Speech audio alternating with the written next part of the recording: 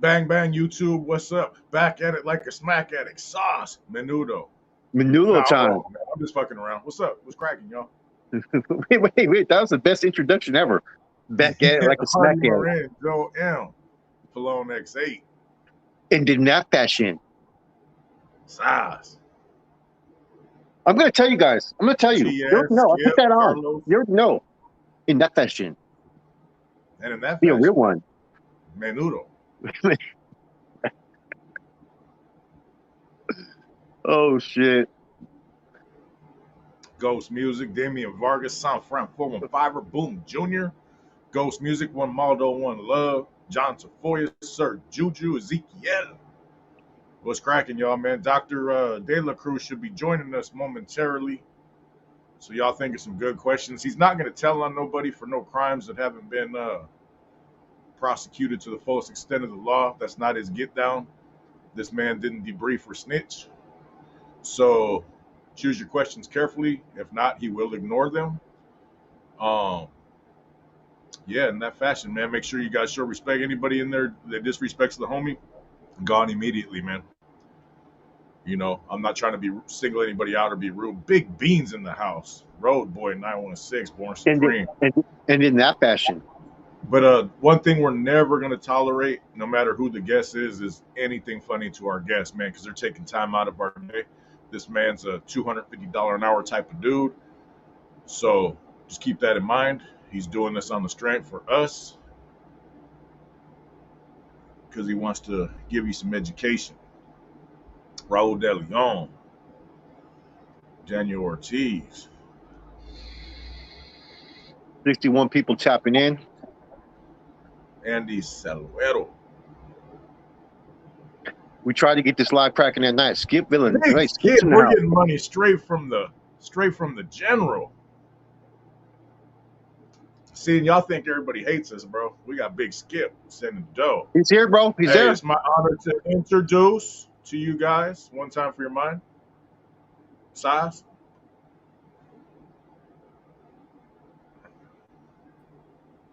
Can you guys hear me? Dr. Jesse De La Cruz is in the building. Can hear you perfect, brother. Good morning, sir. Good morning. How you doing, my brother? You just got to, in the future, you got to give me more like the day before because I had all kinds of shit. I had to move around right this We morning. said last week, Tuesday. I know you told me, but Oh, I things need change. to remind you. Yeah, No, Rojo's bad at that, man. You know what I mean? No, it's Flacco, bro. You know what I mean? it doesn't matter what's going on. Okay, How what are you we doing, going to my talk man? about? I'm good, bro. I'm good. I gotta go do a case. This is what I'm gonna talk about tomorrow. But tomorrow, the next day in court, this dude, he has, of course, XIV 144 dots. The zip code, the area code. The L for where he's from, and so they're saying that he's a norteño. And I said, I'm gonna say, look, he's not a gang member because if he was a gang member. First of all, this guy's never been to prison either, so that's that. You know what I mean? So I mean, I'm not saying you can't get in while you're in the county jail, but he has not been in the county jail. He's a fucking, he's nobody, right? He just happened to be with another dude that he probably is, but I'm not going to get into that one. I'm not representing him, and if they ask me about him, I'll say, look, I wasn't hired to review the documentation concerning that gentleman. My focus was on this gentleman, and that's what I'm going to talk about today. And that's it, and that's all. I didn't review his. I don't know nothing about him. I can't, in good conscience, tell you if he is or if he isn't. I don't know. Fuck you. I know how to get away. I'll get out all that shit. Anyway, but so this is my argument, and I believe this to be true. Could be wrong. If you're in a gang, if you're in a street gang, and you have all those tattoos, which I consider regional tattoos because of the north-south thing, right? Mm-hmm. He wants everybody to know he's from Northern California without a doubt, right?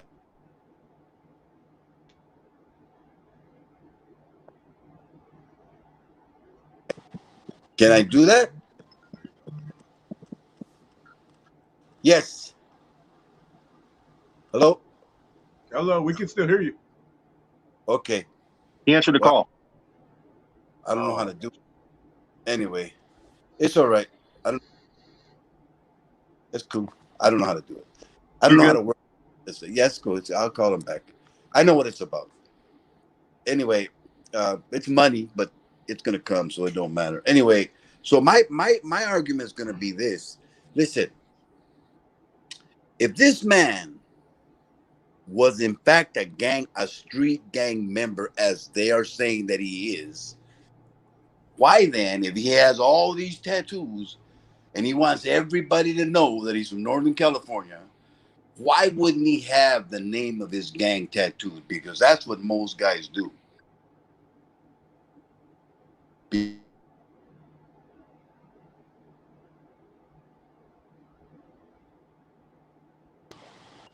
I'm not gonna take it. Let's move on, Holmes. That's fine. all right. I just It's all good. Hey, you know what's the trip, Doctor? Is myself and Flacco, yourself, even though you're from a different era, me and Flacco wouldn't even, as members of what we were members of, look at regular norteños as gang members. I mean, and that's coming from us who were Yeah. yeah, in the because you didn't know. know why. You know why? Because you didn't know any better, and you thought everybody was like you.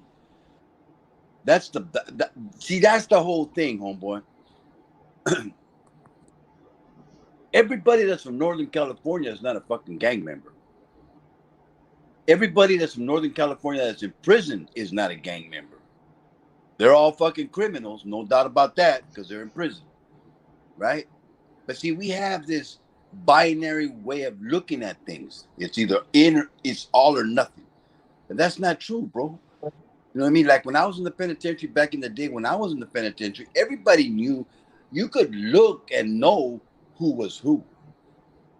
And I knew these guys, they weren't gang members. They were just fucking criminals, or maybe they weren't even criminals. Some of them, they just got caught doing the wrong thing. I got a cousin from Fresno, right? He never broke a law in his life. When he got to the penitentiary, I was like shocked. But he did a robbery, bro. And he got caught doing a robbery with a gun while he was drunk. See what I'm saying?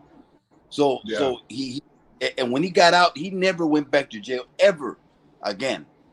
He served 5 years and he got out and he never went to jail again. He made one mistake when he was drunk. Now, there's one example, a prime example, actually, correct? Anyway, so we got to quit looking at things. I mean, look, this is the way I look at it. I can go to L.A., to anywhere, Chicago, to fucking Miami, and I could see gang members and know they're gang members. I know. I know that you know that I know that you know. Bottom line, that's it. And they know too. So why else would they look? I'm in a suit, right? Carrying a briefcase, and I see a guy I know he's a gang member in my mind. And you know what? I always go, hey, what's up, homeboy? What's up? And the first thing he says is, what's up, G? Why? I'm in a fucking suit. You don't see, that's because he knows that I know that he knows that I know. Straight up. Good point. Yeah. Yeah, Yeah, I would know as well. Sure. cops don't know that. Cops don't know that. They assume, they look at where you live, where you're at. They look at who you're associating with. But if it's a standalone guy not wearing any type of gang regalia that they consider gang regalia, and he's a gang member, they won't know. They won't know. Like if he's in the mall, the guy's in the mall by himself, wearing, regular clothes, right? He's not gonna know the guys. I bet you I will. Right. Guarantee I will, pretty much. Anyway. So what's Yeah, the it's just what's a, the a certain look and mannerisms is a dead giveaway, yeah, when you've been around a while. yeah. So what's the agenda today? Hey, man, man, I was just a lot of people probably have some questions. One of the questions I got like offline is what kind of a dude was Crackers, man? Like in your experience, a lot of people want to know about Crackers due to the Fresno split, and for obvious reasons, everybody knows he's a real killer. But you were there with him, man. What do you think about old Crackers, man? I'm gonna tell you a story about Crackers. I'll tell you a few stories about Crackers. Great. Um, I met Crackers in 1972 um, when they killed Cheyenne. I was on the tier. Uh, I had been in CRC. So I had been in CRC as a civil commitment, but they excluded me. So they said that I was a vicious drug addict, right? So I go, okay, that's a pretty cool fucking label, right? Anyway, they like I was a dog or something, right?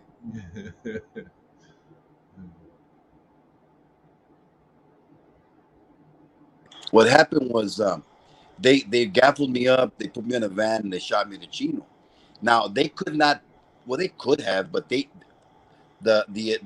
protocol for anyone who was a CRC commitment, a civil commitment, uh, that got excluded would get sent to Chino and be placed in segregation.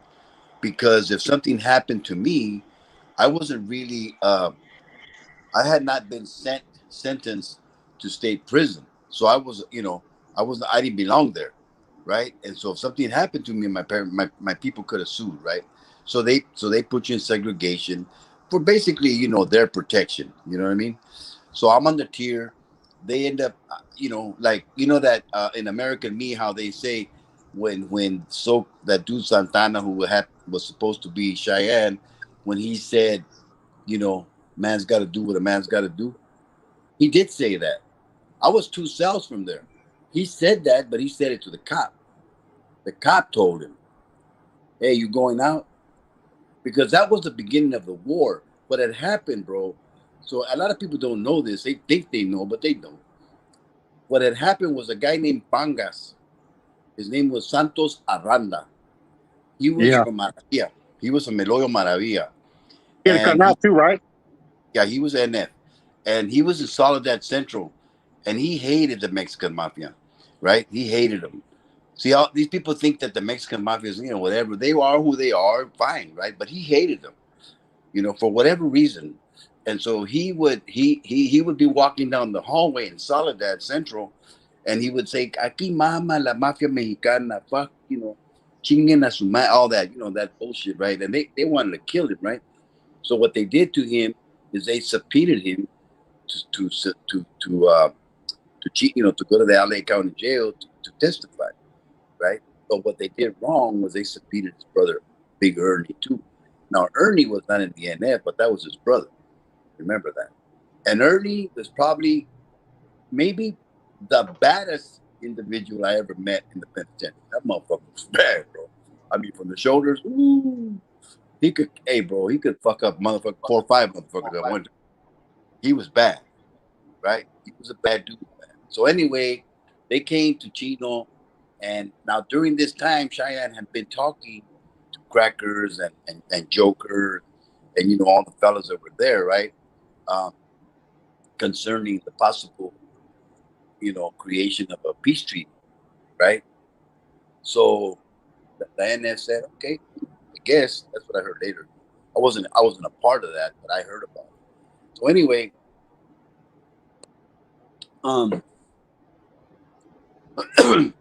when when they got there, they were going to go to the yard, because they were on the main line, the guiding center, and the guys from Maravilla, they didn't like the dudes from the mob, at that time, and so they had friction too, Ironically, there was 4 or 5 motherfuckers from Maravilla in the mob, but there was also 4 or 5 dudes from the Maravilla in the NF. You know what I mean? Anyway, so they told Pangas not to go to the yard because they were going to move on him. And he goes, "Man, fuck that shit. I'm going to the yard." And he goes, "Man, well, they told him this is because I became real good friends with Pangas later on. And he told me what happened. And he said that he told them, fuck that. they said, man, we got to jump in. You know, you're our homeboy. And he told them, I'm not your homeboy. I'm a familiano. That's it. Right? You don't have to jump in for me. Anyway, I don't know if you guys have ever been to Chino, but the hallways are the same as TBI and all that. And so when you're going down the hallway, there's on the right hand side. If you're walking, I don't know which way you're walking. Well, if you're walking from R&R to, let's say, uh, Birch, no, yeah, Birch, yeah, Birch, and if you're walking that way, it's on the right hand side. You have to go through a little passage. They got 2 doors, right? But the doors were open, and there's a cop there, So when they came in through there, Ernie and Pangas, the guys from the M moved on them, and right there, boom, boom, boom. But fortunately for Pangas, Ernie knocked everybody out, right? But they almost killed him. So then when that happened, the next day they said, "What happened? ¿Qué pasó?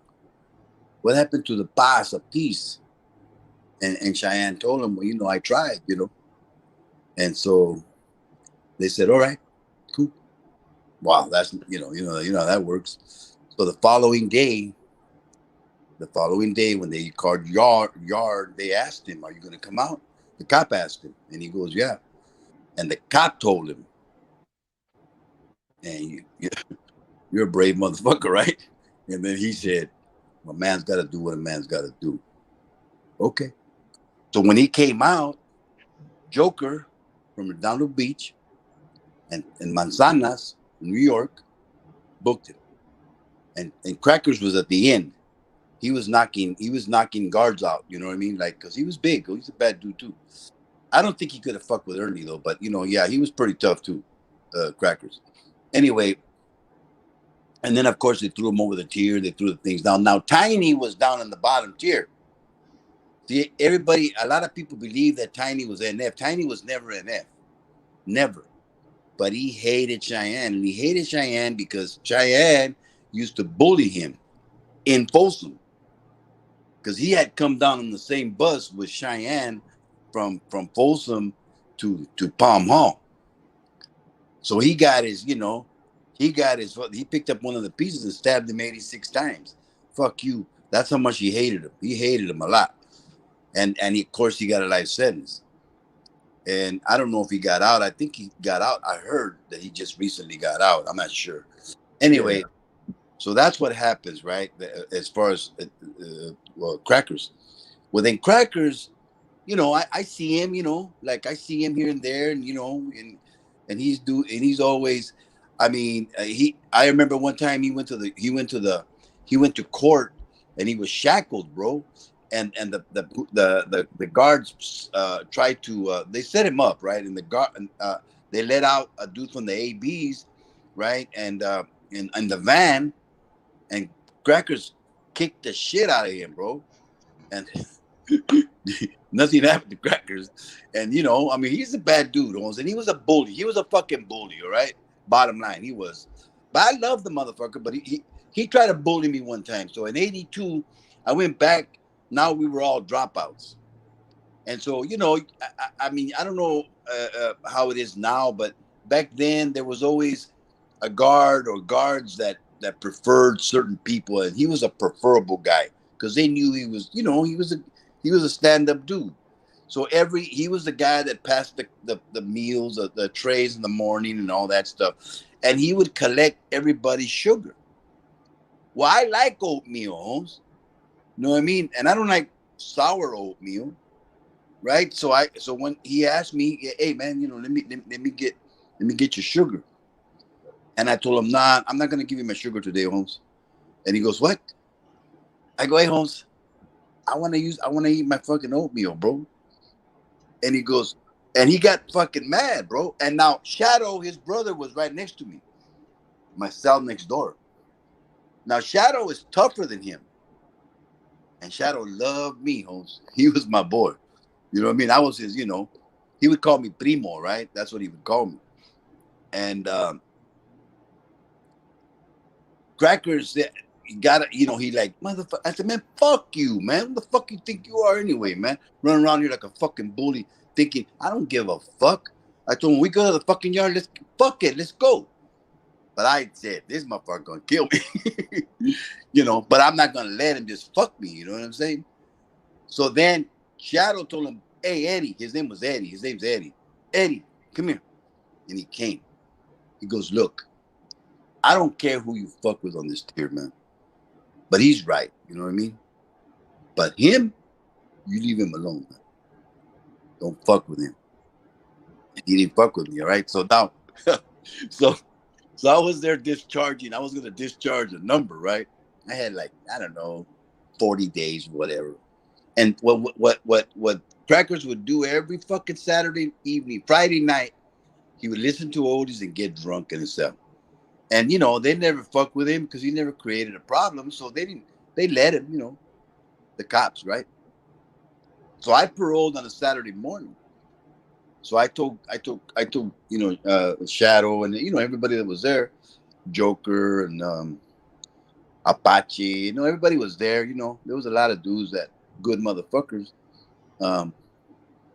Apache got convicted of killing BB. You guys remember the story about BB? Right? BB from Saffron that tried to start that Siete? Yeah. Fucking idiot. I like BB, but he was fucking stupid. Anyway, we told him they're gonna kill you, man. He goes, nah, they ain't. Okay, fuck it.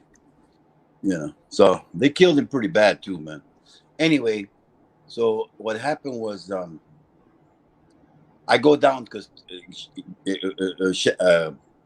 Crackers was way in the inn, right? And I went over there and I go, ese Crackers. And he was like sleeping. I go, Crackers. And he says, ¿Qué chingados quieres? He was still mad, right? I said, I'm gone. He said, get the fuck out of here, man. I said, well, I love you too, Holmes. I'll see you when I see you, man. He said, man, get the fuck out of here.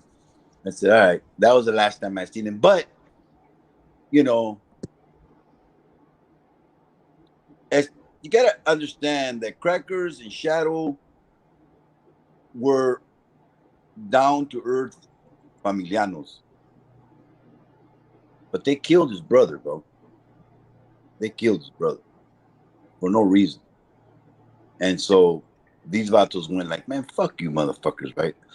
And then when they started the Fresno Bulldogs, I seen Barney. I don't know if you know who Barney, his brother, Indio.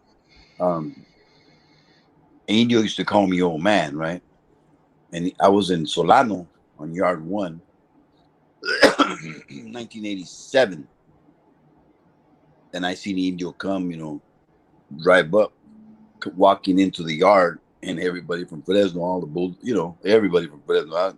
There was no Bulldogs, but I mean, that's what it was beginning to evolve. They went over there, and, followed him, and, and he ended up in my building. And I go, what the fuck are you doing, Holmes? I told him, right? Because he would listen to me, And I told him, you get out of a fucking clique and start another one? What the fuck, Holmes? What the fuck is wrong with you? He goes, well, fuck that, you know what I mean? And whatever. I said, okay, look, Holmes. That's why a lot of dudes from Fresno at that time respected me, you know what I mean? And I respected them because, regardless of what anybody says, the dudes from Fresno have fucking heart, bro. They will get down in a motherfucking minute. They will, bro. And they're fucking dangerous. That's just the way it is. You know what I mean? Now, I don't agree with what they're doing, but hey, I don't agree with what the Norteños are doing. I don't agree with what Sureños are doing, but it is what it is, and that's it. You know what I mean? I never liked the separation thing. I understood the Familia and the Mexican. I understood that. I got it. But that North-South conflict, I was not about that shit. To me, if you were not a mafioso or somebody deeply entrenched in sympathizing, I didn't give a fuck. I would befriend you. You know what I mean? Whatever. But then there came a point where you couldn't do that no more because, everybody was like, paranoid, right? So Crackers was an intelligent dude. I think he's still alive, right? No. No. Oh, he's dead? No. He He was died. he was a good dude, and he was a bad dude. And he was the type of dude that if he was your friend, it was pretty good. I got a question for you. Go ahead. I see how you mentioned you were in Solano in '87, right? Yeah. I know you were no longer with the Familia no more, right? How No. was that? How was that for you guys being dropouts out there? Because I know there was active Norteños out there in the yard. How were they toward you guys, or was it just a non-issue? Well, I never had a problem, bro. I went to Corcoran, Sea Yard. I went to New Folsom beef facility as a dropout with my hand up my ass, right? Scared to death. You know what I mean? But you're full of false pride. You're full of fucking hate and anger, and and you're like, well, fuck you. I'm not gonna go ask these motherfuckers to protect me. You know what I Yeah, mean? I just, but because I was an intelligent motherfucker and people like me. You know what I mean? You know, I guess I'm a likable guy. I don't know if I would like me if I was somebody else, right? But they seem to like me. Um, I'm a harsh dude. I'm not one of those dudes that like I get people get offended because I tell them things they don't want to hear. You know what I mean? And they could tell me, but see, I live correct, bro. And if I was in the lifestyle, I would live correct. In other words, I would abide by the fucking rules, whatever the rules were. You know what I mean? I abided by it. Now I dropped out because I no longer believed in whatever the fucking cause was. There was no cause, and people today talk about the cause. Nobody can explain what the fucking cause is. What is the cause? For the betterment of who? Okay, I told this to a youngster one day here in Stockton. He was all gung ho. He just got a TBI, a K wing, the whole. He was a norteño. I don't think he was a struck at that time. They still had the structure, so he was in a recovery house where I had graduated, and completed, and I had about maybe 3 or 4 years sober, right? So I had gone over there to just to stop by, and he's there all like puffed up, and I go, "What's up, homie?" And he goes, "Oh, it won't stop, can't stop, won't stop." And I looked at him like, "Get the fuck out of here." Anyway, so I said, "Okay, this motherfucker." I said, "So I take it you just got out of the pen, right?" And he goes, "Yeah." I said, "Were you at K-Wing?" And he goes, "Yeah." So you're all caught up in that bullshit, right? And he goes, "Well, it's not bullshit. The cause for the betterment of la raza." Or he shouldn't have said that shit. And I said, "Okay." I go, "Check this out, Holmes. Do you like oldies but goodies?" He said, "Yeah." "You like fine women?" He said, "Yeah." "Coronas?" "Sure." "Kicking it at the park?" "Yeah." "Lowrider cars?" "Yeah." "And once in a while, some mariachis de negrito, right? And tortillas and beans and." He goes, "Sure." I said, Where's your people from?" He goes, "Well, what do you mean?" I go, "Where's your grandfather from?" "Well, they come from Mexico." "Okay." "What's your last name?" And he told me. And I said, "Well, check this out, Holmes. They got Martinez, Rodriguez, Hernandez, Garcias over there too. And they like all the same stuff you like. And their people come from Mexico too. And so when you tell me that you're doing it that you're believing that for the betterment of la raza, well, then why are you killing your brother, homeboy?" He said, I said, "Okay, one more thing. The betterment, right? You got a job?" He goes, "No." "Have you ever worked?" He goes, "Not really." "How many so-called carnales or brothers that you have that have a job?" He goes, "Well, none." "How many of them are going to college?" Nobody that I know of. Then how in the fuck is it for the betterment of the raza? How in the fuck? What is it? How? How do you do that? He goes, man, you're a cold dude. Cold truth, though. I fucked him up. He went to school, though. He got in school. I don't know what happened to him, but he was going to school. And I seen him, and he told me, you know what, that conversation, it's true, though, bro. God damn. I mean, I was a criminal, bro. Okay. If you're a criminal, you're a fucking criminal. And that's fine. But don't get involved. Don't get everybody involved in your fucking bullshit because you want to. You know what I mean? And then start separations and all that bullshit, right? So Yeah. I don't know, Holmes. This topic is really huge and deep, and you could go on and on and on, and everybody has their ideas and everybody has their. But I think, pretty blunt. I mean, it's pretty clear. I don't think you could argue what I'm saying. You can't argue with it. I mean, seriously, bro. I mean, how did I improve the quality of my life? I went to school. I quit breaking the fucking law. I quit shooting heroin. I quit hurting people. That's the way. That's for the betterment of la raza. So now when I see a motherfucker that's homeless, I can feed him. That's for the betterment of the people. That, not all that other shit you're talking about, right? Because in the end, it don't look at. Now you got all these motherfuckers in the federal penitentiary. They're gonna indict them. They don't know, and I'll bet you the majority of them, they're probably thinking, "Oh yeah, we're like the Irishman in the movie, and we're in fucking a wheelchair."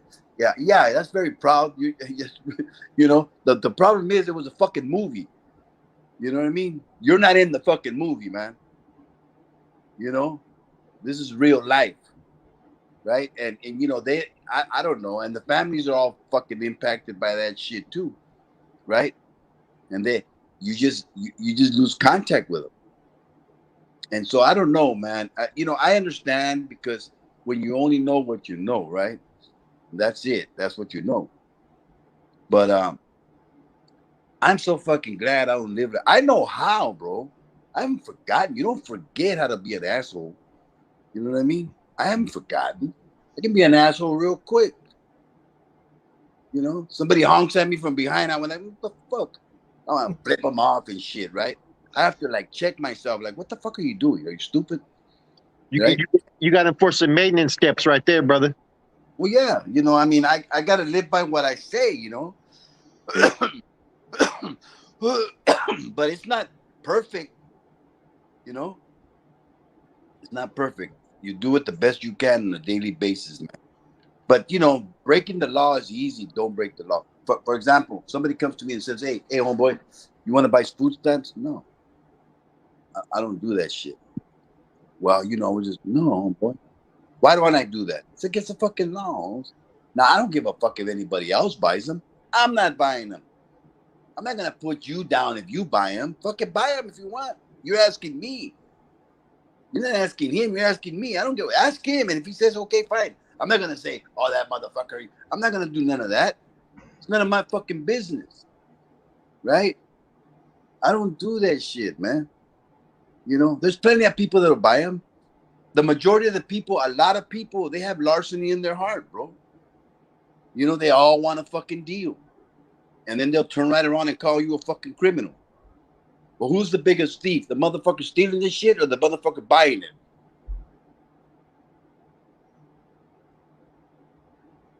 You know what I mean? Good point. And the one that's buying it, according to everybody, is an upstanding fucking citizen.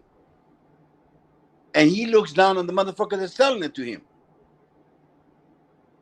That's why when I used to do that shit, when you were a fence, you were a target. I would always come back and rob your motherfucking ass. Right? Why not? You ain't better than it. You ain't better than me now, right, motherfucker? Fuck you. Most definitely. Hey, doctor, I got a question, man.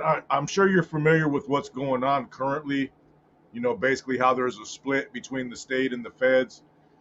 I know firsthand that you were there when Bobo had his crew, and then there was another crew. Man, could you elaborate a little bit, being you as you were there, on what caused that separation? I wasn't there, bro. I wasn't there. I had already left, but I know a little bit about it. So I'm an honest motherfucker. I'm not gonna take credit when I don't have it coming. Right. What I'll tell you is this: that split began because supposedly Bobo had taken some money and kept it. Supposedly, right? Okay, and he had not turned it in or whatever. I don't know. Anyway, so Black Bob from Gilroy, he instigated this whole thing. Now, I don't know who else was involved. There was a lot of people. So bottom line was, a lot of the old timers, the ones that had been around for a while, went with Babu, right? And then the ones that were just coming up maybe had not so many. And there was some old timers too, of course, because Black Bob was older too. He had a car. He had most of the guys from San Jose and Salinas and so on, right? But anyway, so a lot of the things what happened was Bobo, because of Death Row Joe. Death Row Joe was Bobo's homeboy. He was from Santa Barbara too, and because Death Row Joe flipped, right, and gave up a whole lot of shit, they were mad about that, right? But look at that time, Arthur Rock flipped, gave up all kinds of shit. Another dude named Big Bruiser from San Jose, he flipped. Nenny from San Jose flipped. I mean, over and over, there was a bunch of motherfuckers telling me. I was surprised they didn't tell on me, man. I was like, what the fuck? I was sort of worried, There was a lot of people telling, bro. But, in my opinion, I don't think I was big enough for them to tell on me. You know what I mean? Fuck it. And I'm glad that I wasn't. But that's what happened. It was a couple of dudes that started propaganda, and just like now, bro, look at this shit right here. This this feds and state thing. It's the same thing. It's the same fucking thing. It's like a cycle, right? And now all these motherfuckers from the state are in the feds. It's the same thing that happened over there, right? Sort of similar, right? There was a separation, Now there's another separation, right? It's the same thing. It's just, I don't know, man. It seems to me that we're never satisfied with what we have, and we always want more, or we're not satisfied. We think somebody's got more than us, and we want theirs. That kind. I don't know. It's like, I call it the garden hose syndrome. You know what a garden hose is? A garden hose. Yeah. Un asadón. The one with a stick and a thing that you go up, and everything comes towards you. And you don't let nothing go. Everything comes this way. Right? That's what I think. A lot of us suffer from the garden hose syndrome, bro. I don't give a fuck what anybody says. We do. We always want more. I used to be like, when I cleaned up and everything, I used to look at people that had like 15, 20 years sober, right? And they had all kinds of shit. But one of the things that I noticed that they had this fucking look of peace. Right? And I used to wonder, like, and then I would think to myself, one of these days I'm gonna have that. Whatever the fuck it is they got, I'm gonna get it. I got it now. But I got 26 years sober, bro. Congratulations, bro. I live in the spiritual solution as well, bro. I got almost 6 years myself. Yeah. You know what I mean? Yeah. So I know step 10, 11, 12 is a must for all of us to do on a daily basis, bro. So I forgive people all the time. And then more importantly, I forgive myself all the time because I, fall short every day. I walk on water, right? That's like, yeah, you don't believe me, huh? You know why? You know why I walk on water? I'm ready. Because I know where the fucking rocks are. Metaphorical. right? That's a good And point even right there. though I know where the rocks are, I walk real gingerly. Why? Just like in life, right? There's fucking moss on the rocks. If you're not careful, you'll slip. I got a question. Did you know the late David Bautista, the one that just passed away? You know, I seen the picture, right? Bautista. I don't know. What do they call him? Man, I don't know what his nickname is, but I know he was originally from the Salinas area, but he moved to Bakersfield. He was there in Bakersfield when they tried to kill Chalo on Memorial Day weekend around 70, what was it, 77 or 78? No, I was that was 76. Yeah, well, one of those years, man. But That was yeah, Crackers, Chipmunk, Pinky, and Ray. Chipmunk got killed, right? Yeah, David. David Morris. Yeah, David. he was there when that happened, man. I guess He it was was the two separate. he was the only white boy that I ever knew was in the NF. He was from my area, Tulare County. He Yeah. was from, I knew him, you know, but he always wanted to be a tough guy, right? He wasn't a tough guy. That's why he got killed. But anyway, you know, Did he you was know? a good. He was a Did you know good. the Woodsy brothers as well? Fuck yeah, yeah, of course. I didn't know the brother. I knew Woodsy. Yeah. Let me tell you the story, all right? So this is what Sailor told me. Sailor boy, who was in got in the murder. He said that when they were in San Quentin, right? They would go out to the yard, and Woodsy was, I guess, on the first tier right there, and he would yell, cuss him out, chinga tu madre, and all that shit, right? Like a South soldier. And one day, Mundo told him, one of these days, motherfucker, you know what I mean? I'm gonna kill your ass, right? Yeah, fuck you, whatever. Okay, all right. So of course, SB 42 kicked in. That's why they got out. That's why all these dudes got out. They got out. The first thing they did, let's get this motherfucker, right? So they contacted. They had there was a vato from the M that was from Bakersfield. I forgot his name. Chavo. Yeah, it was Chavo from Bakersfield. Chavo had a Chavo was busted somewhere, and I think he was in the feds. But Chavo had a sister they called Cyclona. So Mundo got contact with her and asked her to find out where this dude lived, right? And she found out, and they were selling dope, big dope. Woodsy was a big time drug dealer, right? So him and his brother were selling dope, big time. So they went over there. They knocked on the door. Dude opened the door. Boom! They rushed it in, right? They rushed in, and Woodsy thought they were robbing him. And Sailor said that they told him, no, no, no, no, no, no. We're gonna take your motherfucking life. We're gonna take your drugs too, but we're gonna kill you. Remember we told you we were gonna kill you? We're gonna kill you. Now, there was a woman with a kid in the room, in the one of the back rooms, and they told her to stay in there. Don't come out. They didn't hurt her, right? Then of course they tortured these dudes. So the a couple of days, like a week or so after they got busted, I was picked up by Art Diaz. Now Art Diaz was a not the director. I mean, he was a big shot in the SSU, right? And he was his grandfather. I mean, his parents lived next door to my grandparents. So he was from Woodlake, from where I was from originally. So he came to Woodlake, and they fucking jacked me, right? They got me, they put me in the fucking car, handcuffed me, and they took me down the street, pulled up, and they showed me these 8 by 10 photos of the murders, right? Of Woodsy was, he had they cut his hair all the way to the back. He was hog tied, he was fucked up. He was, and then he said, "This is what's gonna happen. This is what's gonna happen to you." And I said, "Shit, that is not gonna happen to me. First of all, if motherfucker comes, we're gonna fight right now. We're not. I am not getting hog tied. Fuck you. You know what I mean?" And he goes, "Well, they're gonna, I said, "You know what? I don't give a fuck. I'm, no." He goes, "Well, what if we take you to the park and drop you off? What are the fellas gonna say?" I don't give a fuck what the fellas say. Take me to the park. I'm not cooperating with you, man. That's it, and that's all.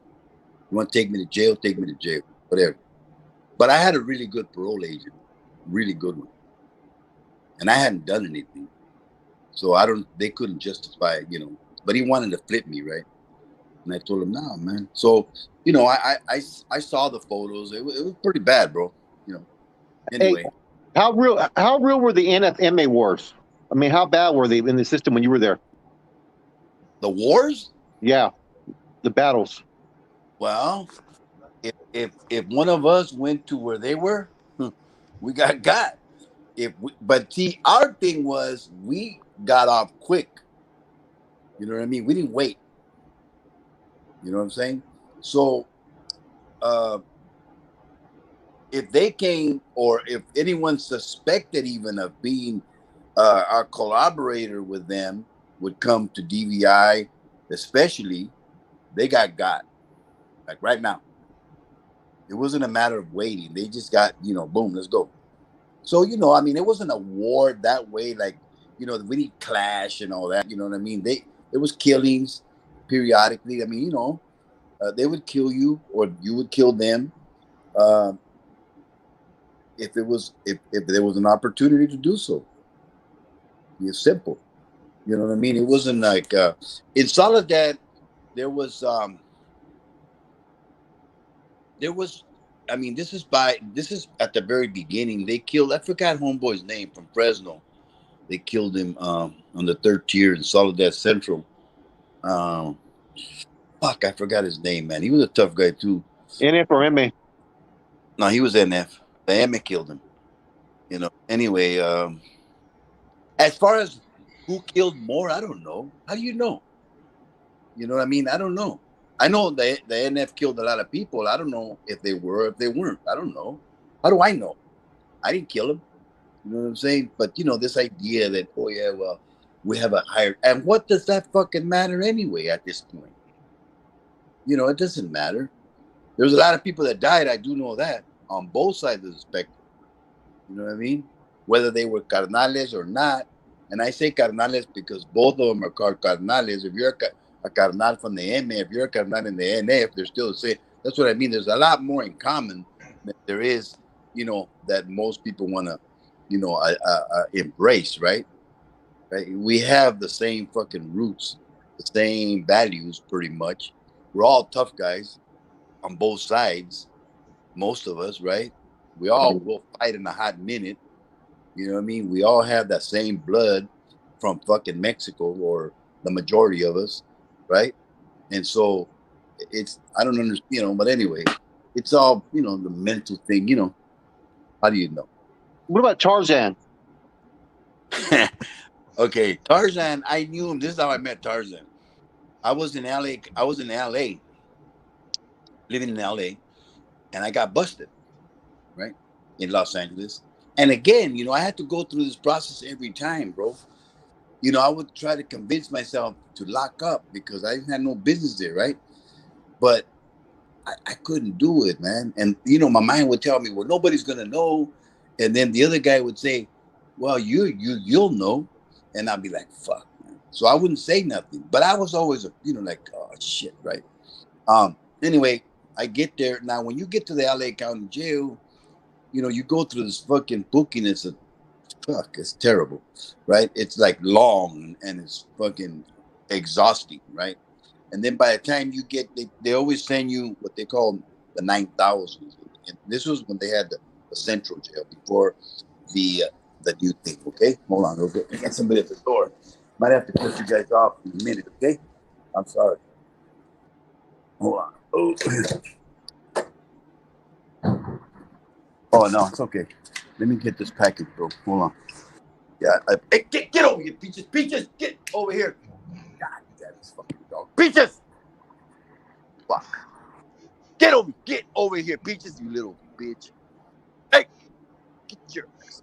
This motherfucker, man. This fucking dog. She's an ugly dog, too. Peaches, get in the house. Come on.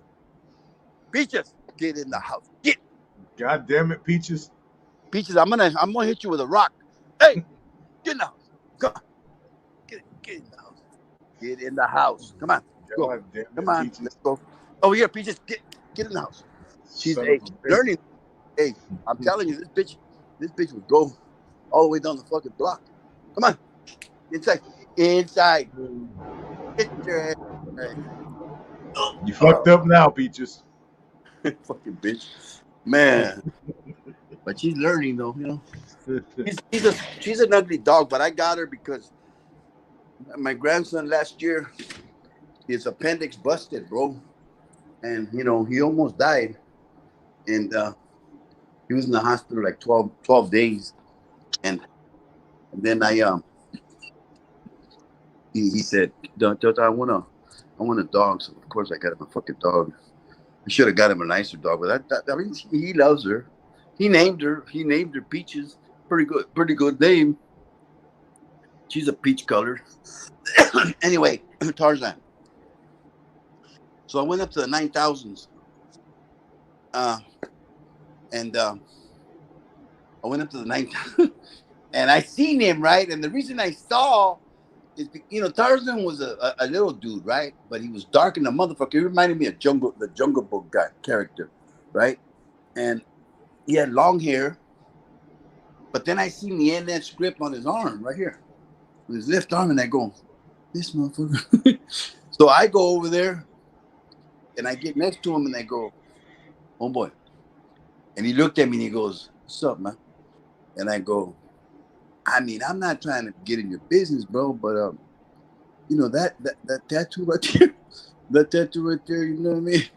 He goes, I don't give a fuck. And I go, okay. I go, look, man, my name is so and so, you know, and I used to be in the NF. He looked at me and I go, I'm not in the NF no more, but I'll back you, you know. And he goes, right. He goes, well, look, I don't want to put you in the cross, man. And I go, well, he says, nah, it's okay, bro. Don't worry about it. Anyway, make a long story short, he ended up in the hole. I ended up in the hole later because I stuck a dude, and I ended up in the hole too, on the same tier with him. That was in 1982. Now, I got sent to the pen. He had just gotten out. He had some bank robberies again, you know, and he was always robbing banks. Anyway, I learned a lot from him, right? You know, he had a lot of information. He had killed a dude in Terminal Island. Uh, Leo Witzig, a dude from the AB, told me the story too. It coincided with what he told me later on, right? Leo had already told me, then Homeboy told me, and I remember what Leo had told me. And so anyway, he had killed a dude in Terminal Island at the feds, and he had been in a dungeon for 5 years. I don't know, in Missouri, in the federal mental hospital. Anyway, and he got released at the result what they did to him, right? Anyway, I told him, I said, well, look, man, when I get to the pit, I'll see somebody and I'll let them know that you're around, man, because everybody thinks you're fucking dead. He goes, yeah, well, I was in a fucking dungeon over there, you know, of course, you know. So when they send me from the LA County Jail to Chino, from Chino to Bacaville.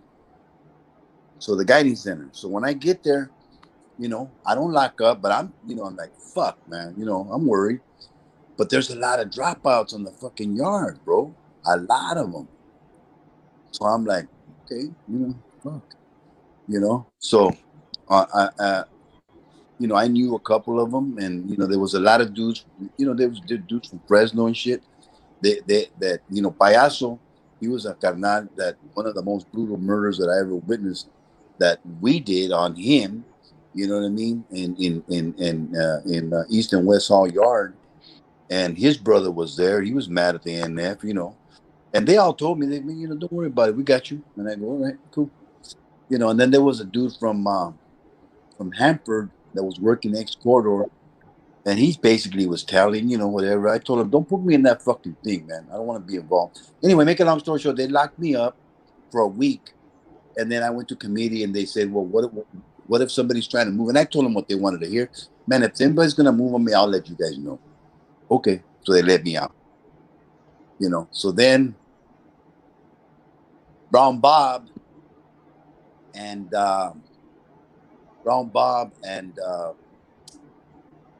Smiley from Salinas showed up, and they were on the third tier, and T-Wing overflowed from from WA. And I went up there, right? I went over there and I said, "¿Qué hubo, cabrón?" And Brown Bob turns around, he looks at me like, and me and Brown Bob were tight, man. And he goes, "Órale, Holmes, how you been? ¿Qué pasó?" And I go, "Yeah." He goes, "Man, I haven't seen you in a long time." And I go, "What's up?" I go, "You need to quit staring at them people in the fucking yard. You're scaring them, bro."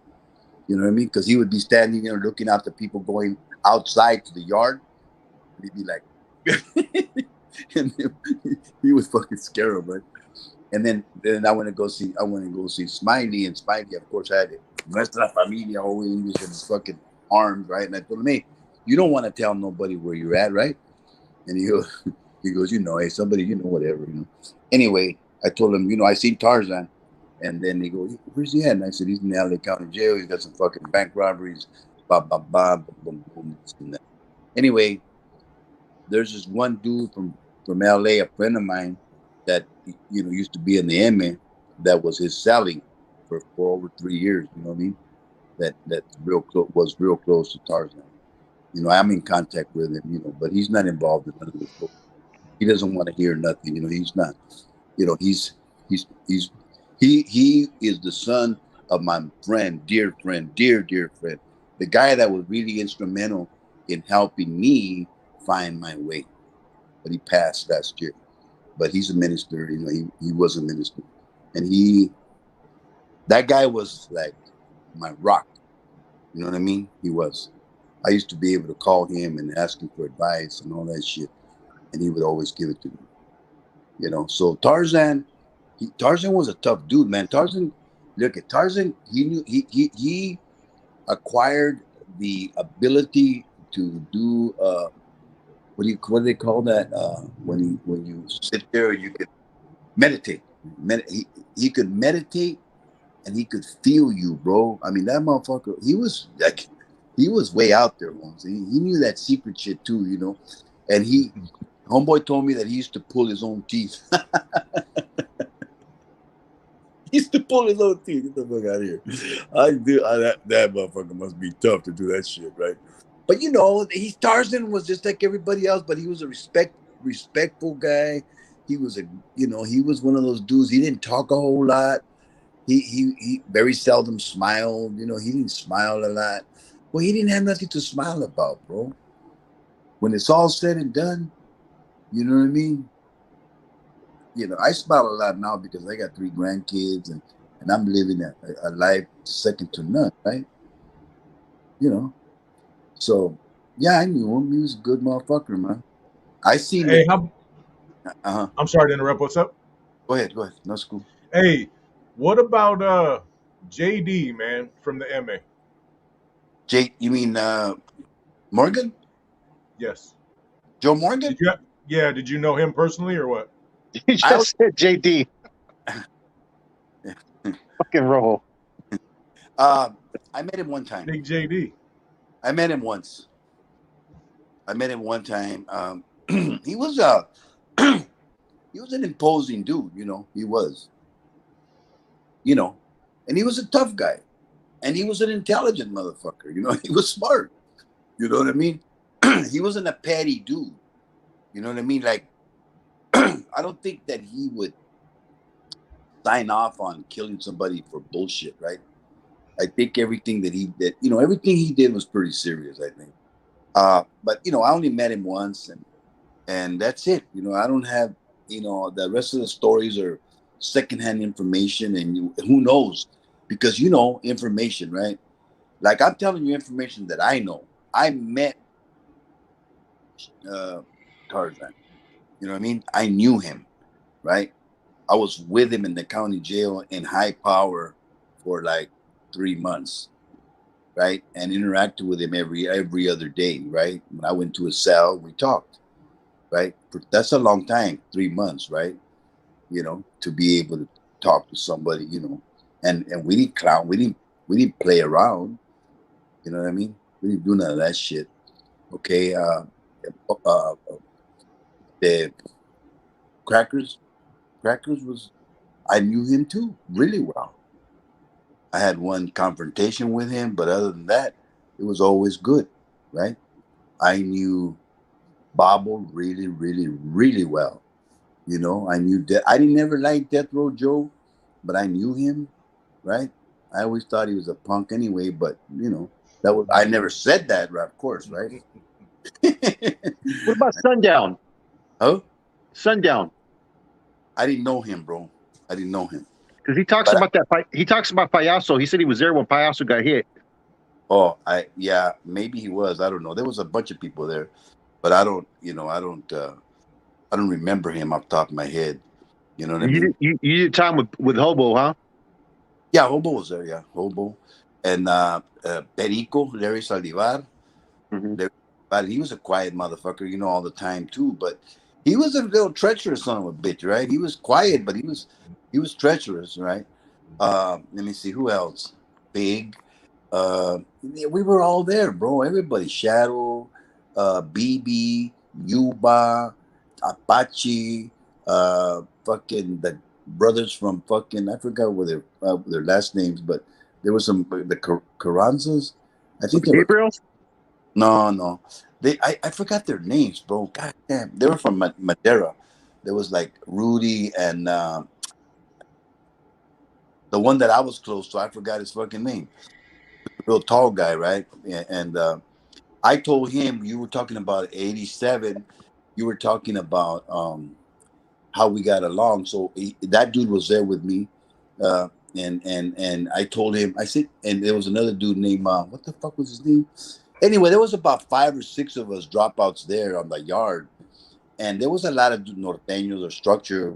At that time they were the structure, and they were causing little fucking conflicts and shit, right? So I got tired of it, and I told homeboy, I go, let's just kill this motherfucker, man. And so we were gonna go kill him, but homeboy said that was his cellie. The dude was celled up with a dropout. Bro, hey, when my first term, right, in the '90s, I was on the yard with Hobo, Daniel Smiley Ramos. I know you know Smiley, Yeah, and Ricardo London. I don't know Ricardo London. He's probably later. He came later. Yeah, but I know you know Smiley because I think they caught What? that hot one. They caught that hot one in '76 in DVI. We was all Yeah, in the yard. It was just a different time area, you know? yeah. I left in '76, but I was in the hole. I don't remember. See, that's why I might not know him. That Smiley. Remember that a lot of us were in the same institution, but some of us were in the hole and some of us were not. You know what I mean? And so if somebody came in and they got in, you would know who they were. You know what I mean? Because you were not there. You know what I'm saying? We Yeah, were we were there together on the yard, on the line. You know what I mean? Right? yeah. Yeah. So who else? Oh, that Rojo ass. I know, man. You know everybody, pretty much everybody, man. Well, I Yeah, know Uh, yeah. everybody. I mean, we've talked a lot offline. He knows everybody, man. Were you there when Corny first rolled up?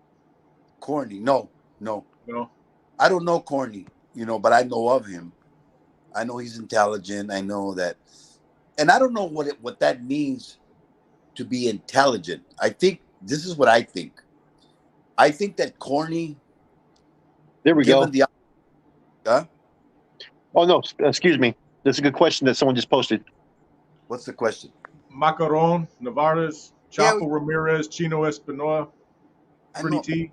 Hey, Mac- Macaron just died a couple of years ago, man, right here in Stockton. That was my boy, bro. So uh, Mac was with me in the whole, back then. You know what I mean? Anyway, Mac and Chapo Ramirez. He just died a couple of years ago too, and I knew him. Pretty T, I knew him. Well, Pretty T from San Jose, and Macaron killed Pretty T. That was his homeboy too. His Ace Deuce. I'm not gonna get into the story, but I'll tell you, it broke it hurt him for the rest of his life, all his life. He never could forgive himself for doing that.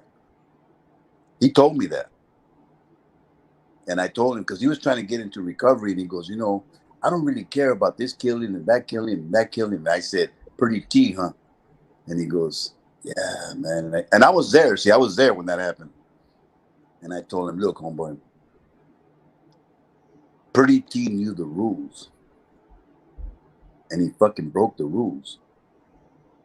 And then he was dumb enough to believe that he could circumvent the rules and they were going to forgive him.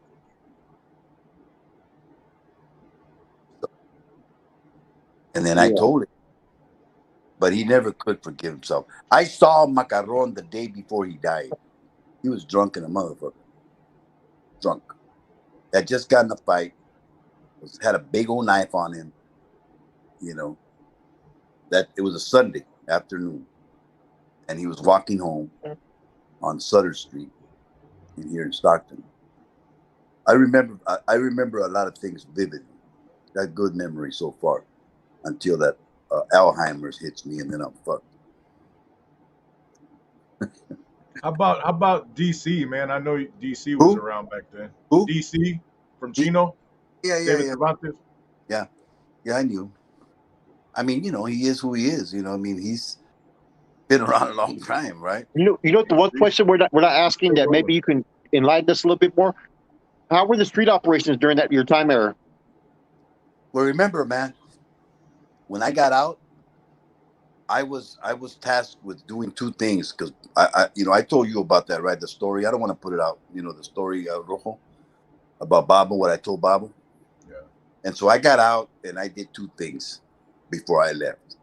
One of the things was to go and pick up, go talk to this broad.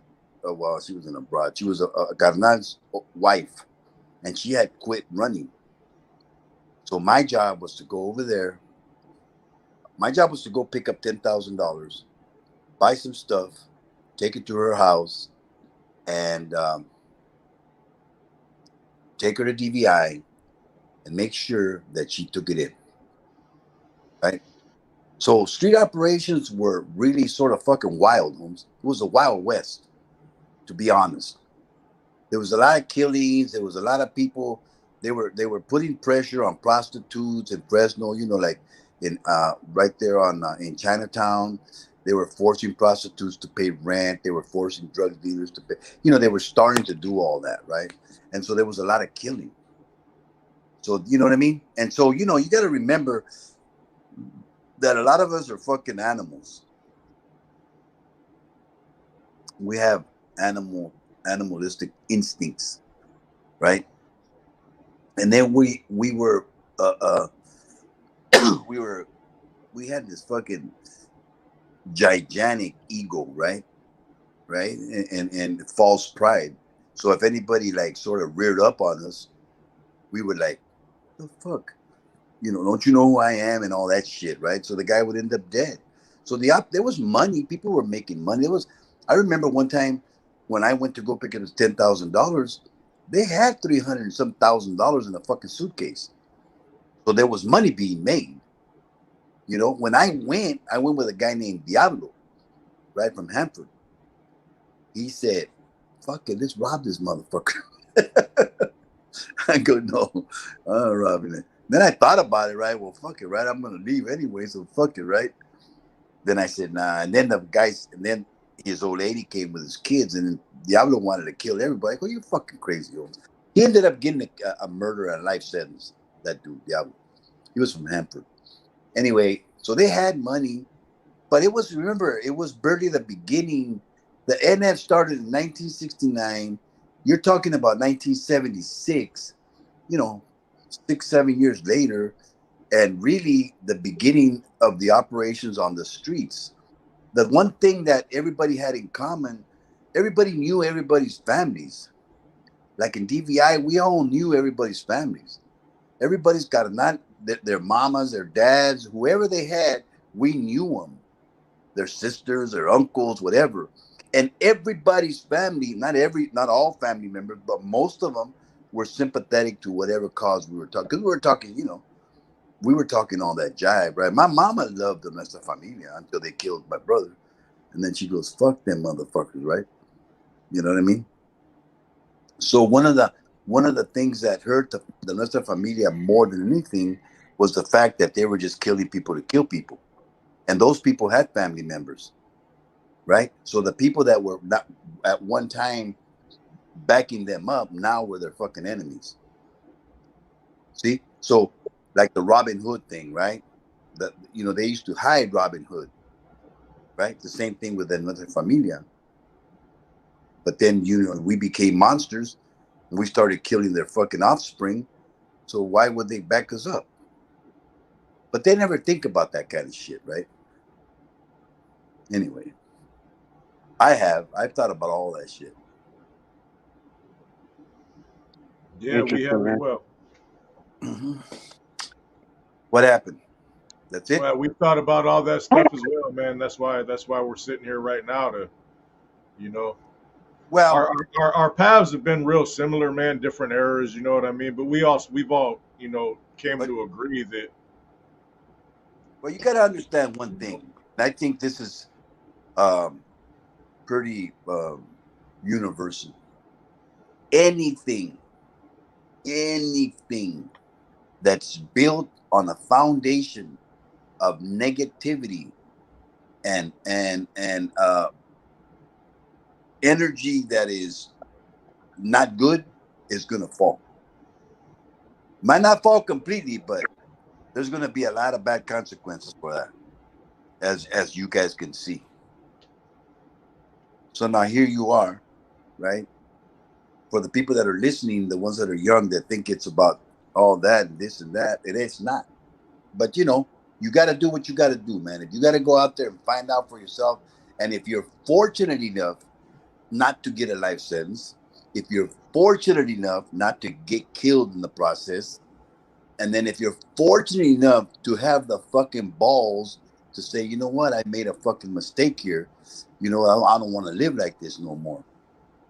You know what I mean? If you yeah, do that, you're gonna find out. If you live long enough, unless you start, like, let's say when you're 19 years old, you end up in the penitentiary with a life sentence, then you're fucked, pretty much. I got one question for you right now that I think is real important, man, and for you to use this platform at this time. Tell me one thing that we've missed that misinterpreted. What, You know what I mean? As far as in the history, is there anything like that that we've been taught, we've been indoctrinated, like anything about within the history that's been misinterpreted on our end? brother? I would say that 50% of the information that you guys have is misinterpreted. I guarantee you. I've listened to it. I read Homeboy's book. I was there, Holmes. And let me tell you something. Yes, I understand. If I'm in DVI, I might not know what's going on in Soledad completely, but I know more or less, right? But the bottom line is this, man. They don't know when it started because they weren't fucking there. They don't know who the originals were because do you guys know who the originals were? Do you, just Flaco? based on what we're told, we don't know for fact. Original ones I've always We heard can't were say like 100%. John Lips Valdez, Chalo, Bruce Weddle Morgan. Those are the individuals I've always been told were some of the original, NFMs at that time. Uh, so it was Chalo, Chalo, John Lopez from Little Valley. Little John, right? Yeah, he's the one that wrote the Constitution. He already had it written up. Yeah, I got that down. A dude from Stockton named Sonny Lopez. He's dead now. And then the homeboy Güero from, Canton. yeah, from Canton. Yeah. Anyway, listen, I gotta go, bro, because I got somebody. Get out of here, bitch. You know? Okay? It's all good. All Appreciate you, right. my man. All right, bro. Bye bye. Have a good rest of your day. All right. Hold on. All There right, you have it YouTube. there. Well, he gave us a good hour and a quarter. Yeah, the only one we were missing that we know is the dude out of Stockton. He said, "Is that what he said?" Yeah, nah, we pretty much had all those names down. Yeah, You know what I mean? very interesting, man. Yeah, you never know, man. YouTube. Hopefully, we'll be able to get him back on again and address some more of your questions, man. I talked to him a lot, off the public platform. My man, thank you, bro. Um, I've talked to him a whole bunch, man, on the phone and stuff, man, and Man, he's a walking damn treasure chest of information. You know, it's just what he's willing to share and what he isn't. You know what I mean? And It's just, it's interesting. Anytime we get these old timers on, right? We could talk to like 5 of them. We could get Sundown on here. We could get Hobo. You know what I mean? And they're all going to have a different account of what they experienced. That's the most interesting thing. I mean, so when we get all this information, we try to gather it all and present as much accurate information through other resources. So it's kind of hard to figure out like actual dates and times and so forth, man. You know what I mean? Because these OGs, they were there at a present time. It's like you could have 10 people at the same place, same time, and they all have 10 different ways in which they've seen things or even heard it. yeah, I'm pushing 46 years old, man. And 30 years ago, I was 16. Now, don't get me wrong, I remember some shit, but I don't remember dates and who was there. And, you know, unless it's real specific things, I'll be like, oh, I went to that concert, or oh, I seen this boxing match, or Yeah, the whatever. homie hangout. We are going to drop something at 2:00. As soon as we get done here, we're going to probably record. Yes, sir. Yes, sir. This was a special live that we did. 371 people on. Yeah, we almost had 400 on here for a minute, man. That was good, man. But how you guys doing today on this Tuesday? Damn, it looks nice over there, Flacco. It's a nice day, bro. Look, got the pool. You know what I mean? Hell yeah. I'm posted, bro. That's right. The homie Hangout is in the building. Yeah, he called me. I was on this live, bro. You can't. When you call me on the live, it interrupts the thing. It's kind of hard. It mutes everything. Tipsy, no doubt, man. When you've lived that lifestyle, it don't go away, bro. You know what I mean?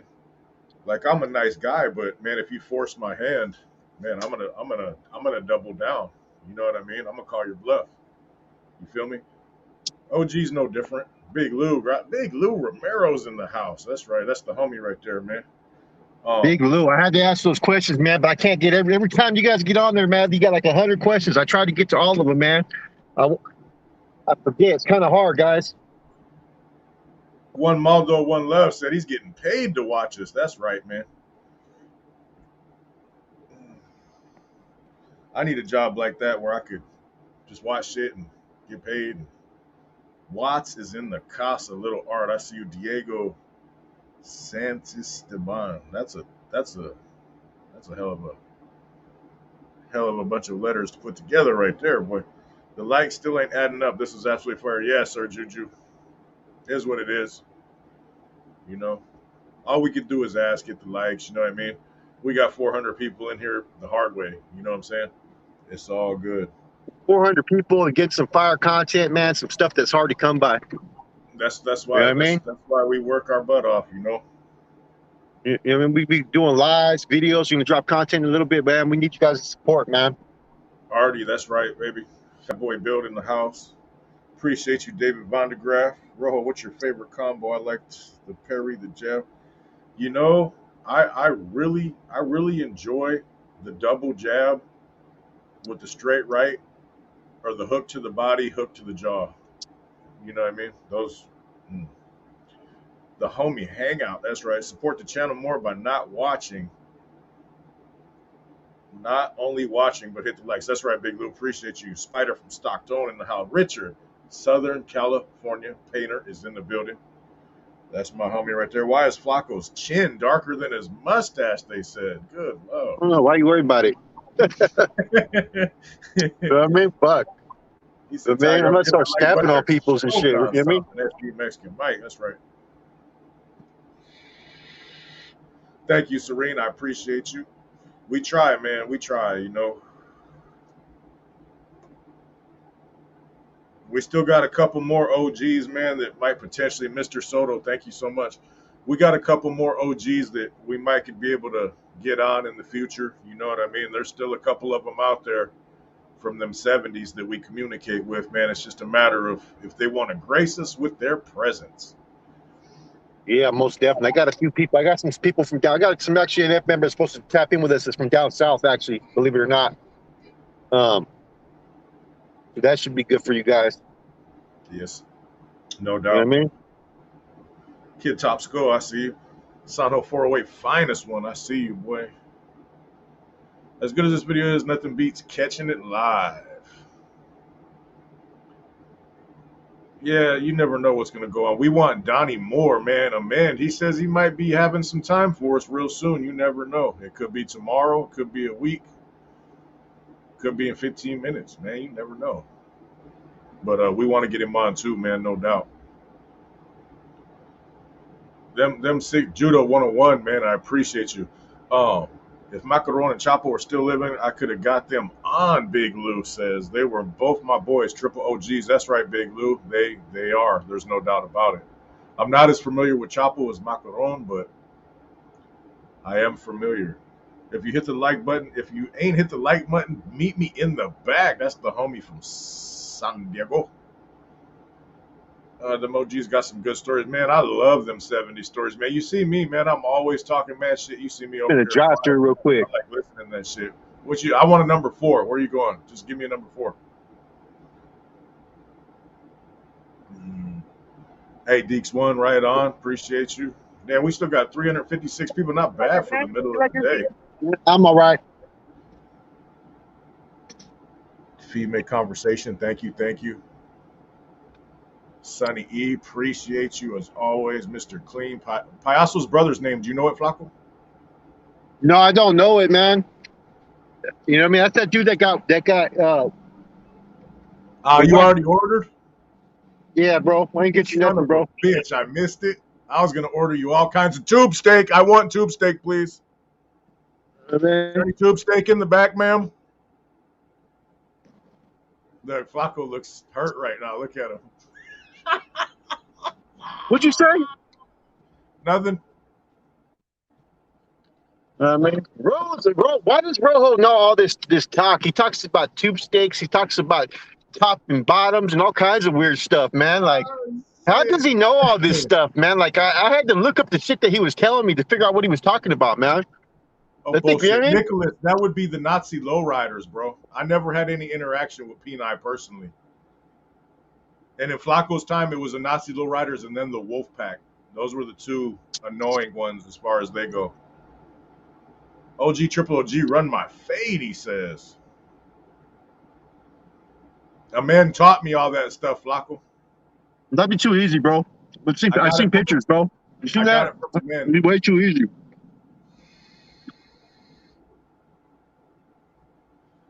Big Artie's in the building, man. How you doing today, Artie? Bean Smasher of the Year. Spider Trejo from Eastside. Let me see if they demonetized our live real quick. I already put it for review. Oh, did you? Yeah. It was demonetized in 30 seconds, bro. I don't know why. They be doing that to us, man. I don't know what it is, man. He wasn't even on yet, and I wasn't even talking mad shit yet. I just barely started talking mad shit, hour and 20 in, so I don't understand. That means we're making about $8 an hour. Oh, just went up to about $12 an hour. That's right. We on that minimum wage budget. Hey, Flaco, you know hey, you ordered that small meal, huh? Hey, man. We bring a live action and some history, bro. And like, you know what I mean? It's like, man, you got to do some comical shit to get them fucking, you know what I mean? You know what I'm saying? I got to put my hand around behind my leg behind my head, or Rojo got to make out with a tranny or just something, bro. You know what I mean? Ew. Bro. You know what I'm saying? I don't like how that sounded. You don't like how it sounded, but you got to put me out there like that, bro. I got to put you out there too, bro. You know what I mean? Why? Because I tried to order you a little ass tube steak, man. I didn't go with the dark one. I went with the Asian. You ain't right. One of my favorite lies. Already, thank you, bro. OG. My kids be watching sometimes, bro. That's right. CEO of Annoying Cholo's in the building.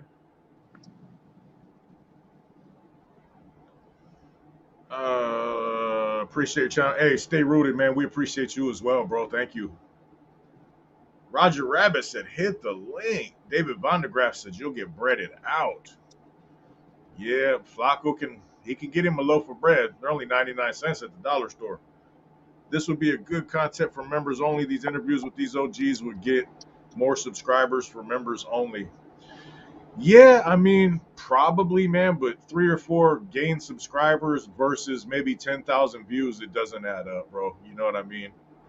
At the end of the day, we're still trying to support ourselves on this, as while we provide you the best content we can do.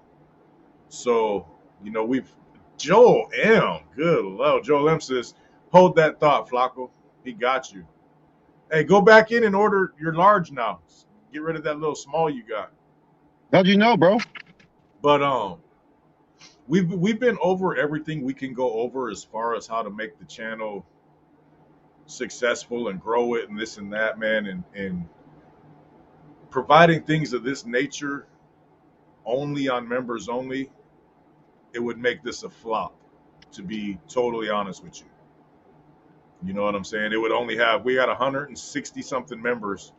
It would generate 167 views. And if we put it out, say, hey, join members live, people are going to be like, oh, you just want our money. You can't win, bro. It's a tough, social media Do is a other tough things on the world. members only page to It's a tough world make out it here. worth it. You know? You know what I'm saying? The homie hangout, Are the members only worth it? Yeah, I would say Yeah. so. I'm a member on a couple of different channels. And yeah, people will open up to you more and put things that they don't want to put in the general public. Because when we're right here, public live, when our videos are public, there's certain things we can and cannot say. On the members live, we're not necessarily in there for the money, so it doesn't matter if we get demonetized. I'm hungry. I could tell you anything that I feel like saying, and I don't care because it's not making no money off the views. You get me? So yeah, I mean, it's worth it. People will open up, a lot more than. I finally got my nuggets, guys. What happened? I finally got my nuggets. What up, Lee? Members only, not lucrative reviews. It's just we want to support you and see some extra action. That's right, and that's what we do on there, man. We say things and provide you with things that you can't do. Someone told me on the main right, platform. Get that 4 for 4. So I got the 4 for 4 because I'm on a budget. Now you're starving. I'm on a YouTube budget, bro. You needed an 8 for 8. Man. Go back there, Flacco. Tell him, hey, I got the 4 for 4. Now I want an 8-incher, please. Yeah. I mean, an 8 for 8.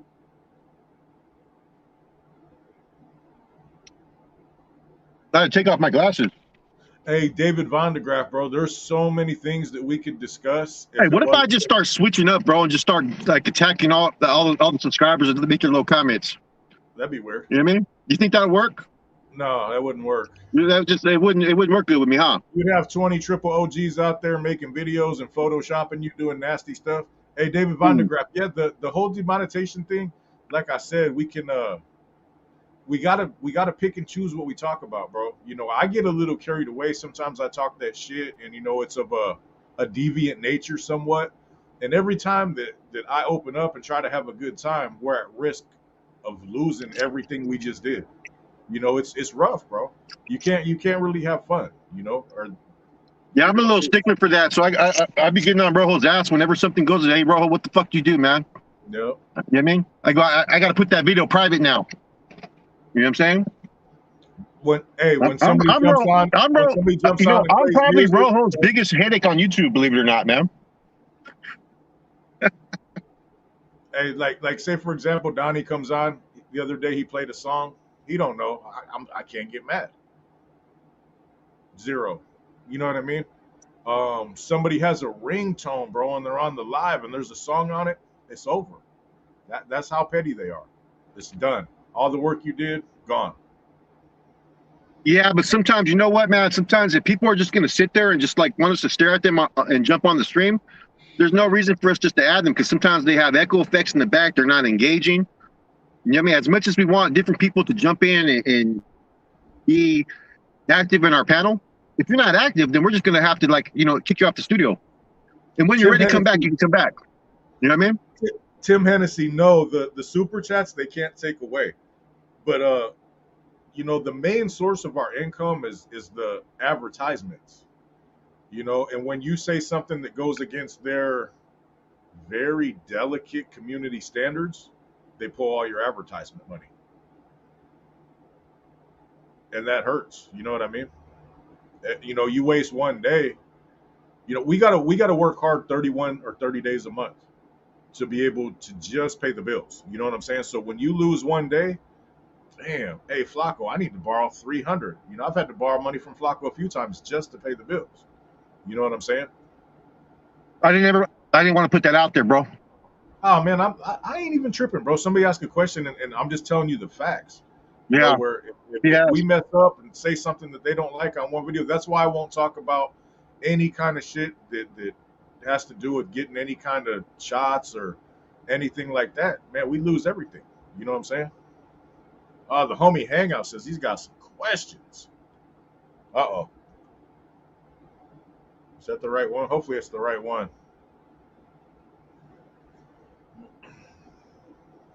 But yeah, it's rough, man. You know, First Amendment's definitely in the corner taking a lot of shots, man. The referee's watching real close. Corner man's over there with the towel. I don't want to eat on my live. I don't want to be rude. These motherfuckers. I didn't tell them I wanted. Oh, these idiots. Excuse my language. They gave you the tube steak after all. Yeah, they did, bro. Fucking man. Hey, that's right. Hey, no politics, bro. I'd love to touch on politics. Half of y'all would probably hate me, but we can't do it. Big homie Rascal is in the building. What's up, guys?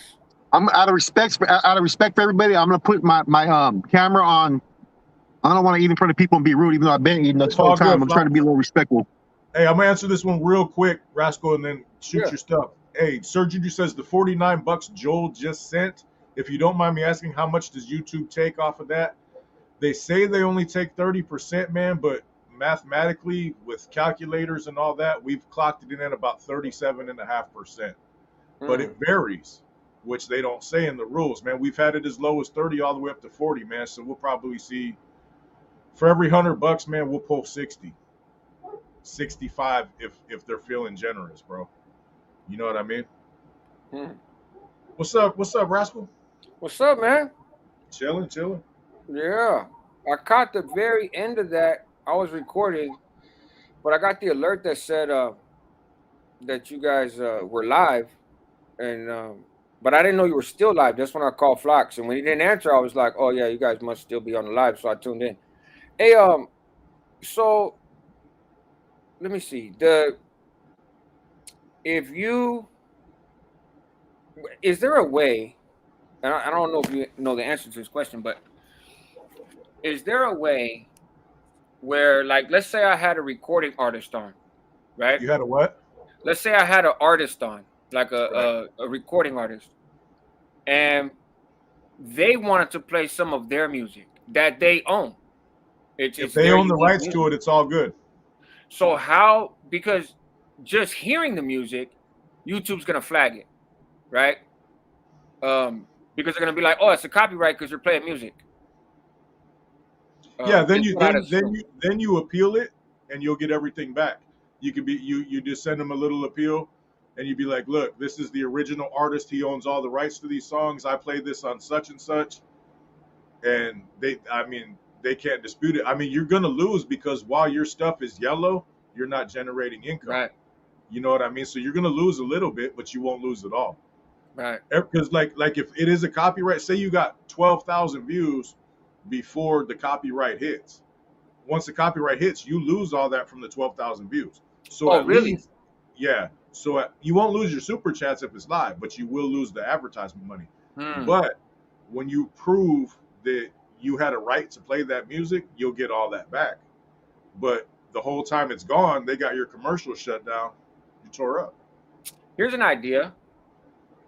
What if I record it, but I don't make it public yet? I just record it when YouTube does their review, because they'll do the review before I publish it, right? So, Hey, here's the catch with that though. Hey, we've done that too, and they've reviewed it and it's been fine. 10 minutes after we make it public, we're yellow again. They like to play a lot, bro. I don't know. They think it's funny. Like when we dropped that one about the riot in Ecuador, mhm. I had it monetized, everything, put it up there. It's fine for 7-8 minutes. Bam! All of a sudden, it's not. So I changed the thumbnail and the title because that's what I always try to do first. Because in the past, once I've done that, it's automatically gone back to green. So as soon as I did that, it was good. But once you put it out there, and it gets going, and then it gets taken down, your what is it called? Your algorithm, it's over. Right. You know, where I'm getting 20, 25-minute views a minute, 30, 40, 15. It does now it's down to 3, 5, 6. Right. It kills your whole flow, bro. We've been doing this 10 months, and we've dropped a video almost every day. Right. You know what I mean? And alive. So I mean, we've had 700 tries damn near at figuring out what's going on with this shit, and we still don't know all the way. Because they'll surprise you, bro. Like today, before the doctor even came on, we were already yellow. Yeah, I heard that. There wasn't one cuss word dropped. There wasn't no innuendos. There wasn't no nothing. It's already not making no money. Like, for what? Right. I don't quite got a handle on it. Yeah, most of my lives get flagged, right? Yeah. But they generally get cleared up pretty quick, Yeah. And so they generally get green pretty quick. But especially before I had the super chat, bro? Right? Then it's hard because, like you said, on that, How you doing? you're not making money on live because there's no ads unless you're getting super chat money. You make money on the replay. Yeah. And so they demonetize the replay for an hour. Just, you take a hit. Hey, sometimes, bro, when they've put ours up when we put it up for review, because they don't even send you like no warning. Hey, your video's not making nothing. You gotta happen to go in there and look, bro. That's why, like, after I drop a video, I usually sit here for a whole hour, bro, just to make sure. You know, so you start adding up these times a day, and then you gotta check once every hour, because I've had them up there for 4 days, bro, and they've made them yellow. Hey, I've had them take 2 days to turn them back green to review it. So 2 full days. Hey, 12,000 views later, I'm out $100. Right. And I have no clue why, because I have never been denied a human review. We've won every one except the ones with music in them, obviously. You know what I mean? It's nuts. Big Rock Martin is in the house. That's my homie. What's up, Josh? What's up, Big Rojo? What's up, homie? Hey, excuse me 1 second, Josh. I gotta take a leak real quick. Yeah, it's good. Shit, hey, I'm just out. You're right. If people watch the ads, we get a little bit more money, right? Hey, I watch them all through. Yeah. No, I appreciate that. You ain't gotta click. You ain't gotta buy shit or go to the website or nothing. But yeah, I'm trying to figure out because I got some. Have a good day. You're welcome. I got some folks that put out clothing and that kind of stuff that I wear. That's dope shit. And I'm trying to figure out now how I can link to it, and they get paid, and I get a little bit too. Like the referred links or whatever. But I ain't got that for you yet. What's up, man? What you up to? You working? Yeah, I'm just at work, bro. Got the next 2 hours off at 2:30. What do you do, if you don't mind me asking?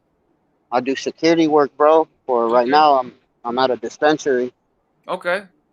So yeah, I've been doing security work for about 14 years. Okay. So that's good money, huh? Yeah. Roaming around, you get to see different sites sometimes, different cities, different places, and it's a whole bunch of characters out here, Yeah. So I did. My brother and I did security work, not for too long because obviously can't get my guard card. But did some security work in Contra Costa County, like Martinez and Antioch and Pittsburgh, when they had those places are rough, like little internet cafe things. Yeah. Have a good one. You too. And then those all got shut down. To answer some of the questions, like Hennessy, the next anger management video will be this week, right? And I'm from the Bay Area. Originally from San Francisco, but man, I haven't lived out there in decades on decades. And so, but like on paper, like when I go to prison, it's Rascal K31609 from from San Francisco. I'm not from the Mission District, but my family was over there, Visitation Valley, Sunnydale area. But I've been all over, bro. I was in Contra Costa for a while. That's where I caught my case at. You know, I've been in San Mateo County before and after prison. I've been all over. But What's I'm a up, big dude. Flacco? What's up with it, man? Yeah, you got another one. Wow. We're watching the cops over here pull over people. Yeah. Hey, you run into shit when you're doing the security at the dispensaries? Like, do people really get out of pocket there? It's I'll be honest, bro. The morning is typically chill, but it's typically always the passengers or the backseat people that always fuck it up. You know, like they think like you could just pull out a bottle, start drinking, start lighting up blunts, or fucking put some hyphy music on. It's like, come on.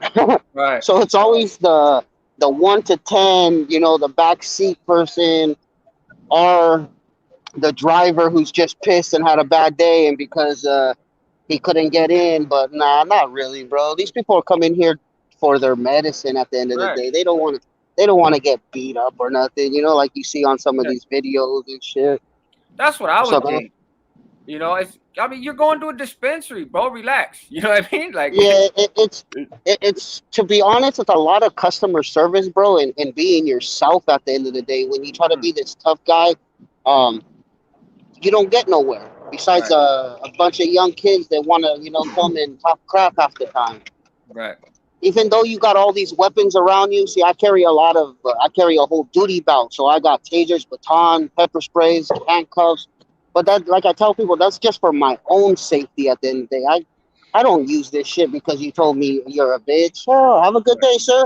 Have a good day. Those are just words, but you do get these young ones or ones that take their job a little bit too serious, bro, and don't understand what they're here for at the end of the day. Yeah. If you kind of come and do your 8 hours, get in, get out, bro, it's easy as hell. See you, Fraylin. And you get a lot of, you'll be surprised how many like owners, business people that really use these places. So it's a lot of networking when you think about it, you know? So I met a lot of high power people doing this, and man, they like you. Hey, come to my establishment. I'll pay you this or I'll pay you that. So it's cool, you know. I like doing it, bro. It's a lot of the shit you see is amazing sometimes. Now, are you allowed to freelance? Like, so let's say somebody comes up to you and they're like, "Hey, man, you know, why don't you come through my spot on Friday nights, you know, and I'll cash you out." Can you do that, or is that against your company policy? You can only go where they tell you to. No. I work for another company as well, and other companies as well. This one I just do an 8-hour shift morning. As long as it doesn't intervene, like trying to sell stuff off of their behalf or whatever, then yeah. But nah, I got guards that have like 2-3 jobs. This is just a part-time for them. Okay. So yeah, no, as long as you have your guard card or whatever, motherfuckers will just hire you anywhere. What up, Chuck? So it's not too bad. For me, I go everywhere. The craziest place I've been is like Oakland, Modesto. Those are like straight tweakervilles. Right. I got people on bikes riding around with teddy bears chasing each other. Right. So the difference though is like you got a different like your parents say nothing comes good after 10 o'clock, and then you tell you nothing comes good. So it's a whole different crowd. A whole different crowd. Yeah. What's up, Flacco? What's cracking, man? Chilling, bro. Just at work. Well, beautiful weather out here so far. Posted. All right, hey gentlemen, man, we gotta go. We gotta get our video ready for 2 o'clock drop. Hey, thanks, Rascal, man. Appreciate you, bro. You going live later? We got a banger coming at 2 o'clock, guys. I'm probably not going live, but probably around 4 o'clock, I'll drop my Pelican Bay video. There you go. So a couple hours after you guys. I got it recorded already, but probably not live tonight, man. I'm gonna take my lady out to dinner, bro, and get some Greek food. And so I mean, we'll see. Alright, Anything's that's dope. possible. You know. So y'all make sure you check out the homie hangout at 4:00. He's got a banger I coming out appreciate about that. Pelican Bay. You know his stuff's on fire. Appreciate all y'all who tapped in, show support, man. Much love, Yeah. respect, man. And just in about an hour and 15 minutes, man, we'll have something cool for you dropping as well. Flacco says it's gonna be a banger, and I believe it. So y'all have a good day. Hey, be safe out there. What's up? And get that All money. right then. All right, Hell folks. yeah, Rojo, Blanco, Okay. Josh. Have a good Have a one, good man. one, bro. Have a good day at work, man. Yes, sir. All right, you guys take care.